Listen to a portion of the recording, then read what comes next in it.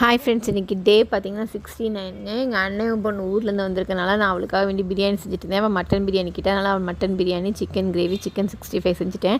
தால்ச்சா செய்யலைங்க, ஏன்னா மோஸ்ட்லி அதை ஊற்றாம தான் அவங்கெல்லாம் சாப்பிடுவாங்க. அதனால் தால்ச்சா செய்யலை.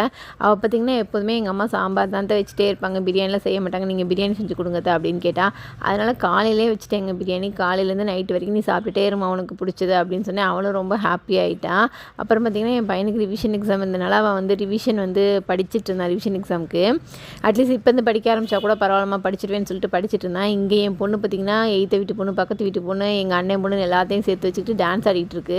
இவளை டான்ஸ் கிளாஸ் சேர்த்ததும் போதும் பொழுதானிக்கும் ஆடிக்கிட்டே கிடக்குறா. அவன் பார்த்திங்கன்னா தயவுசெய்து அவளை சவுண்டை கம்மியாக வைக்க சொல்லுமா அப்படிங்கிறான். இவன் கதவை சாத்திட்டு படிக்க சொல்லுமா அப்படின்னு அவள் சொல்கிறா. பயங்கர தலைவலியாக இருந்துச்சு எனக்கு 2 பேத்துக்கிட்டேயும். அப்புறம் பார்த்திங்கன்னா எப்போ பார்த்தாலும் அவன் தான் வம்பிழுத்துக்கிட்டே கிடப்பான். இப்போ பார்த்திங்கன்னா இவ உள்ட்டாக வம்பிழுத்துட்ருக்கா. எவ்வளோ நாளைக்கு தான் அவன் இவளை இரிட்டேட் பண்ணுவான். இன்னையிலேருந்து நான் இரிட்டேட் பண்ணுறேன்